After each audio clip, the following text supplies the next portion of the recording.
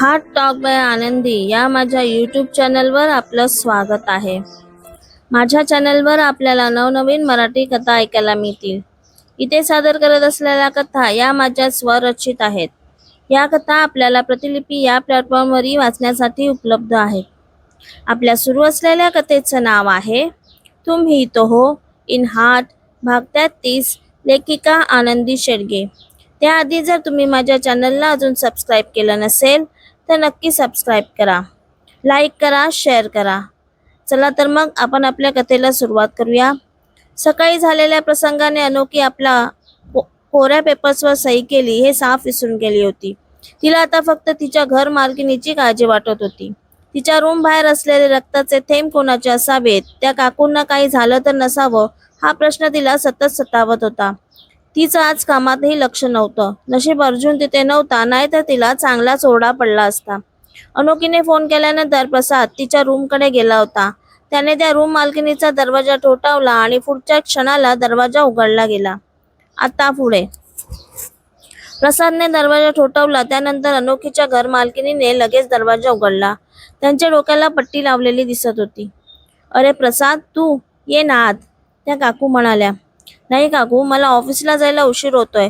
पण काकू, काय झालं तुमच्या डोक्याला? प्रसादने विचारलं. अरे काही नाही, ते बाथरूममध्ये घसरून पडले तर डोक्याला लागलं थोडं, काकू नजर चोरत म्हणाल्या. नक्की ना? अहो काकू, एकट्या राहता तर काळजी घेत चला. सकाळी अनोखीने खूप वेळा दरवाजा वाजवला पण तुम्ही उघडलाच नाही, म्हणून तिला काळजी वाटली आणि तिने मला फोन केला, प्रसादने सांगितलं.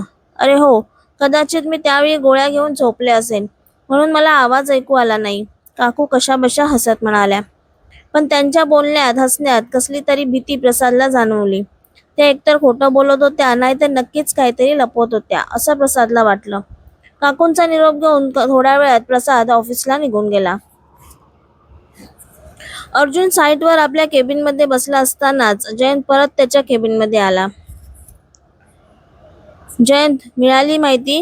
अर्जुनने जयंतला बघताच विचारलं. सर, त्या माणसाचं नाव मिळालं आहे पण, जयंत म्हणाला. पण काय जयंत, लवकर बोल. पण काय आणि कोण आहे तो माणूस? अर्जुनने विचारलं.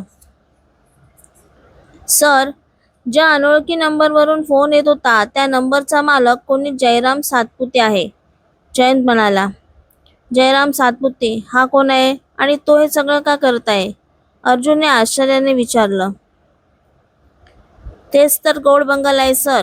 मी त्या जयराम सातपुतेची माहिती काढली, पण सर तो या जगातच नाही. 2 वर्ष आधीच त्याचा ॲक्सिडेंट झाला आणि त्यातच तो गेला, जयंतने माहिती दिली.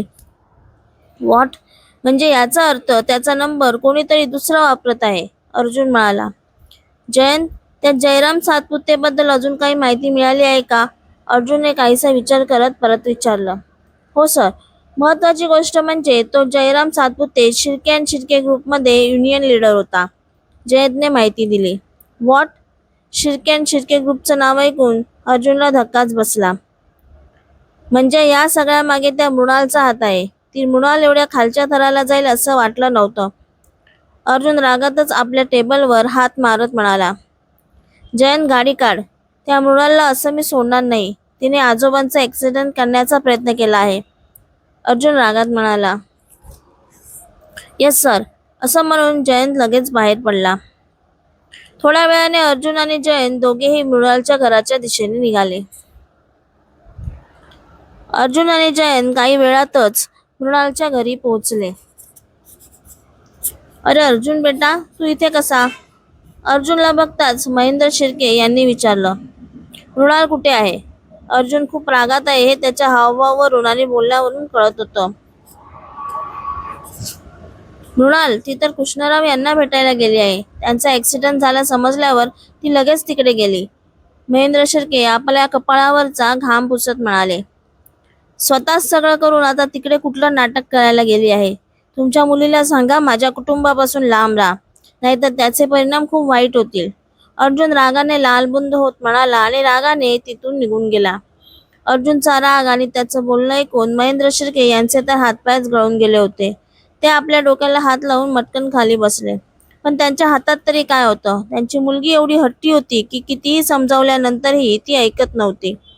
जयंत, गाडी सरळ घरी घ्यायला सांग. अर्जुन गाडीत बसला. थोड्या वेळाने अर्जुन आणि जयंत घरीत पोहोचले. अर्जुन गाडीतून पावले टाकत सरळ आजोबांच्या रूम मध्ये पोहोचला. तिकडे मृणालला आजोबांबरोबर हसताना बघून त्याच्या रागाचा पारा अजूनच चढला. तो रागाने सरळ मृणालकडे गेला आणि तिला एक जोरदार चपराक लगावली. अर्जुन! कृष्णराव त्याच्यावर ओरडले. मृणाल आपल्या गालावर हात ठेवून असमंजसपणे रागाने अर्जुनकडे बघत होती. तिच्या गोऱ्या गालावर अर्जुनची 5ही बोटे उमटलेली दिसत होती. सगळं करून सवरून तुला इथे येण्याची लाज कशी वाटली नाही? अर्जुन अजूनही रागाने थरथरत होता. अरे अर्जुन, काय बोलतोस तू? काय केलंय तिने असं? कृष्णराव यांनी विचारलं. आजोबा, हिनेच तिच्या माणसांकरवी तुमचा ऍक्सिडेंट घडवून आणला आणि आता ही इथे दुःख झाल्याचं नाटक करायला आली आहे. अर्जुन रागाने मृणालकडे बघत म्हणाला. नाही आजोबा, मी असं काहीच केलं नाही. अर्जुन, तुझा काहीतरी गैरसमज होत आहे. मृणाल आपली बाजू मांडत म्हणाली. काहीच केलं नाही? एक मिनिट, माझ्याकडे पुरावा आहे त्याचा. अर्जुन रागाने म्हणाला. एव्हाना रुक्मिणीबाई यांनी ती अर्जुनचा आवाज ऐकून तेथे पोचल्या होत्या. पण काय झालं हे आता अर्जुनला विचारण्याची हिंमत दोघींमध्येही नव्हती. आजोबा, तुम्हाला हॉस्पिटलमधून घरी आणताना मला एका अनोळखी नंबरवरून फोन आला. त्याने मला आपल्या सगळ्यांना मारण्याची धमकी दिली. त्याने हेही सांगितलं की तुमचा ऍक्सिडेंट त्यानेच केला आहे. आज मी त्या नंबरची माहिती काढली तर तो नंबर कोणत्या तरी जयराम सातपुते ह्या माणसाचा निघाला. पण आजोबा, त्याचा तर 2 वर्षापूर्वी मृत्यू झाला आहे. पण तो जयराम सातपुते शिर्के अँड शिर्के ग्रुपमध्ये युनियन लीडर होता. मग मला सांगा आजोबा, तो जर जिवंत नाही तर त्याचा नंबर वापरून अजून कोण करू शकतं? हा सगळा हिचा प्लॅन आहे. हिला मी नाकारलं, हिचा इन्सल्ट केला म्हणून ही बदला घेत आहे. अर्जुनने रागाच्या भरात एका दमात सगळं सांगितलं. काय? हिने यांचा अपघात घडवून आणला? तरी मला वाटलंच होतं. इथे येऊन गोड गोड बोलण्यामागे काहीतरी वेगळंच कारण आहे. रुक्मिणीबाई जवळजवळ मृणालवर ओरडत म्हणाल्या. रुक्मिणीबाई, अहो शांत व्हा. काय बोलताय तुम्ही? तिने असं काहीच केलं नाही. कृष्णराव म्हणाले. आजोबा, अजूनही तुम्ही हिचीच बाजू घेताय. हिने आपल्या हातातील कॉन्ट्रॅक्ट मिळवण्यासाठी काय काय केलंय ते तिलाच विचारा. अर्जुन रागाने म्हणाला. अर्जुन, तू आधी शांत हो. मला सगळं माहित आहे. मृणालने सांगितलंय मला सगळं. तिने आपली चूक पण कबूल केली आहे. तिच्याकडून चूक झाली अर्जुन. कृष्णराव अजूनही तिची बाजू घेत म्हणाले. मला तर वाटतंय ना, हिने तुमच्यावर काहीतरी जादूटोणा केला आहे, जे तुम्ही अजूनही तिचीच बाजू घेताय. रुक्मिणीबाई रागाने म्हणाल्या. रुक्मिणीबाई, काही बोलू नका. दीपा, घेऊन जा यांना इथून. कृष्णराव थोड्या रागाने म्हणाले. कृष्णराव यांचा वाढलेला राग बघून रुक्मिणीबाईंनी एकदा मृणालकडे रागाने बघितलं आणि पाय आपटत निघून गेल्या. अर्जुन, मला माहित आहे तो जयराम सातपुते शिर्के अँड शिर्के ग्रुपमध्ये युनियन लीडर म्हणून होता. पण या कंपनीशी त्याचा वाद झाल्यामुळे तो पुरोहित अँड सन्स यांना जॉईन झाला होता. अर्जुन, मला वाटतं हे सगळं काम त्या रामानुज पुरोहित आणि त्याच्या मुलाचंच असणार आणि तू उगाच मृणालवर संशय घेतोय. कृष्णराव अर्जुनला समजावत म्हणाले. कृष्णराव यांच्या बोलण्याने अर्जुनचा राग थोडा शांत झाला होता. ठीक आहे आजोबा, तुम्हाला असं वाटतंय तर तसंही असेल. पण मी ह्या मागच्या सूत्रधाराला शोधून काढल्याशिवाय गप्प बसणार नाही. अर्जुनने रागाने म्हणाला आणि बाहेर निघून गेला. मृणालला वाटलं आपल्याला न विचार करता हात उचलला म्हणून अर्जुन तिला सॉरी बोलेल, पण त्याने तसं काहीच केलं नव्हतं. उलट तो तिच्याकडे न बघताच निघून गेला होता. त्यामुळे ती मनातच चरफडली होती, कारण सॉरी आणि प्लीज हे दोन्ही शब्द अर्जुनच्या डिक्शनरीमध्ये नव्हतेच. मृणालने कृष्णराव यांना सांगून आपली बाजू बळकट करून घेतली होती. शेवटी ती एक सक्सेसफुल बिझनेस वुमन होती. कोणती खेळी कशी आणि कधी खेळायची हे तिला चांगलंच माहीत होतं. अर्जुनने जर तिच्याबद्दल कृष्णराव यांना आधी सांगितलं असतं तर तिचा प्लॅन उलटा पडला असता. म्हणून तिने कृष्णराव यांना आधीच सगळी कल्पना देऊन आपल्या बाजूने वळवलं होतं. इकडे अर्जुन आता परत साईटवर न जाता रागाने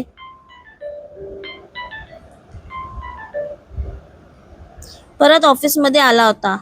तो रागात आला आहे हे त्याच्या बुटाच्या आवाजावरून समजलं होतं. अर्जुनला ऑफिसमध्ये बघून सगळ्यांचीच बोलती बंद झाली होती. सकाळपासून रिलॅक्स मूडमध्ये काम करणारे सगळे आता सिरियसली काम करायला लागले होते. झालं कल्याण. आता खडूस कुठून तरी रागवून आले आहेत आणि आता सगळा राग आपल्यावर काढणार. अनोखी आपल्या डोक्यावर हात मारत म्हणाली, अनु तू शांत राहा बाई आणि तुझं काम आता बरोबर कर. सकाळपासून 2 चुका झाल्या आहेत तुझ्या. अर्णव सर होते म्हणून काही बोलले नाहीत, पण आता चुका करू नको राजा. काय झालंय तुला सकाळपासून तेच कळत नाही. रचना अनोखीच्या काळजीने म्हणाली, हो ग, पण माझं नशीबच खराब आहे. तू बघ, मी कितीही चांगलं काम केलं ना तरी ओरडा मलाच पडणार आहे. अनोखी आपले डोळे गोल गोल फिरवत म्हणाली. असंही अनोखीचं बोलणं बरोबरच होतं. अर्जुन इतक्या रागात होता की त्याचा राग आता कसा आणि कोणावर निघेल हे सांगता येत नव्हतं. अर्जुनने ऑफिसमध्ये आल्याबरोबर सकाळपासून झालेल्या कामाच्या सगळ्या डिटेल्स मागवून घेतल्या आणि त्यामुळे अर्जुन नसताना ज्याने कामात टंगळमंगळ केली होती त्या सगळ्यांची तारांबळ उडाली. आता काही वेळातच सगळ्यांच्या अपूर्ण फाईल्स अर्जुनच्या टेबलावर होत्या. जवळजवळ सगळ्या स्टाफला घाम फुटला होता. अर्जुनने सगळ्याच फाईल चेक केल्या. त्यातील काही अपूर्ण फाईल्स बघून अर्जुनचा रागाचा पारा अजूनच चढला. जयंत, लवकरात लवकर सगळ्यांना मीटिंग रूम मध्ये बोलव, अर्जुन रागाने म्हणाला.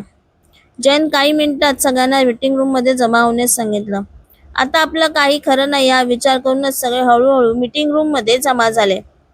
अर्जुन रागात आहे हे अर्णवच्या कानापर्यंत पोहोचलं होतं. तो लगेच अर्जुनच्या केबिन मध्ये गेला. भाई, काय झालं? तू एवढ्या रागात काय आहेस? अर्णवने विचारलं.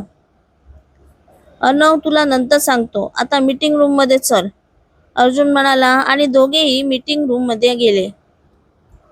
इकडे मीटिंग रूम मध्ये सगळ्यांची अवस्था खराब झाली होती. ज्यांनी काम पूर्ण केलं होतं त्यांनाही आपल्या कामात काही चूक तर निघणार नाही ना याची भीती होती. सगळ्यांचीच कुजबूज चालू होती. पण अर्जुन आतमध्ये येताच सगळेच शांत झाले. अर्जुन बरोबर जयंत आणि अर्णव होतेच. त्याचबरोबर त्यांच्या मागून एक पिऊन फाईल्सचा ढिगारा घेऊन आला आणि सगळ्या फाईल्स टेबलावर ठेवल्या. या सगळ्या फाईल्स माझ्या समोर आहेत. तुम्ही सकाळपासून काय काम केलं त्याचा हा पुरावा. हे प्रोजेक्ट माझं ड्रीम प्रोजेक्ट आहे. हे प्रोजेक्ट लवकरात लवकर पूर्ण करून मला पूर्ण जगामध्ये केडी ग्रुपचं नाव करायचं आहे. हे माझं स्वप्न आहे आणि माझ्या स्वप्नांच्या मध्ये जर कोणी येत असेल तर माझ्यासारखा वाईट कोणीच नसेल. आपल्या ऑफिसमधून मी काही उत्तम स्टाफ एवढ्यासाठीच निवड केली होती की मला माझं काम, माझं प्रोजेक्ट उत्तम हवं होतं. पण तेच जर तुमच्याकडून होत नसेल तर तुम्ही हा जॉब सोडून जाऊ शकता. या फाईल्स, यामधील अर्ध्याधिक फाईल्समध्ये चुका आहेत, काही इनकम्प्लीट आहेत.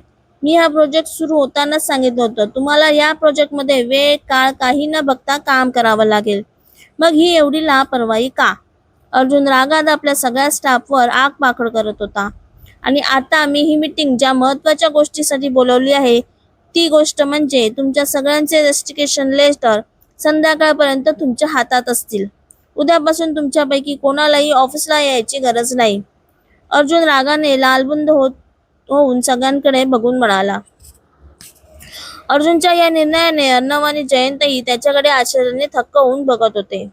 एवढ्या स्टाफला एकत्र असं जॉबवरून काढून टाकणं म्हणजे कंपनीसाठी ही धक्कादायक गोष्ट असणार होती. समोर उभे असलेल्या सगळ्या स्टाफचे हातपाय गळून गेल्यासारखे झाले होते. काय होईल आता? अर्जुनने रागाच्या भरात निर्णय घेतला आहे. तो योग्य की अयोग्य याची जाणीव कोण करून देईल त्याला? बघूया पुढील भागात. कथेचा हा भाग आवडला असल्यास आपल्या मित्रमैत्रिणींबरोबर शेअर करायला विसरू नका. ही कथा तुम्हाला कशी वाटली ते नक्की कमेंटमध्ये सांगा. कथेचा पुढचा भाग ऐकण्यासाठी चॅनलला सबस्क्राईब करा. कथेचे भाग आठवड्याच्या दर सोमवार, गुरुवार आणि शनिवार या दिवशी येतील. भेटूया पुढच्या भागात. धन्यवाद.